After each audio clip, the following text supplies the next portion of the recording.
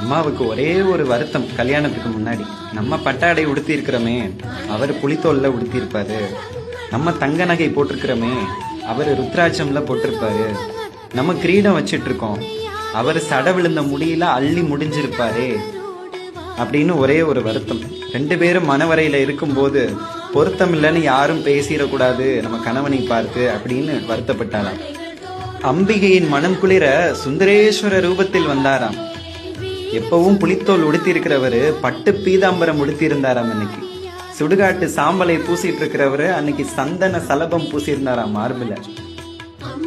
ருத்ராட்சமும் நாகமும் போட்டிருக்க கூடிய கழுத்துல தங்க ரத்தின பதக்கங்கள் போட்டிருந்தாராம். அள்ளி முடிஞ்ச சடை விழுந்த முடிய சீவி சிக்கெடுத்து மணிமுடி சூட்டி இருந்தாராம். அப்பேற்பட்ட அழகனாக வந்தாராம் மதுரைக்குள். இதை பார்த்த தேவர்கள் அனைவரும் சொக்கி நின்றார்களாம் சொக்கனின் அழகை கண்டு. மதுரை மக்கள் மயங்கியே விழுந்தார்களாம் மாப்பிள்ளையின் அழகை கண்டு. அப்பேற்பட்ட புண்ணிய பூமி இந்த மதுரை.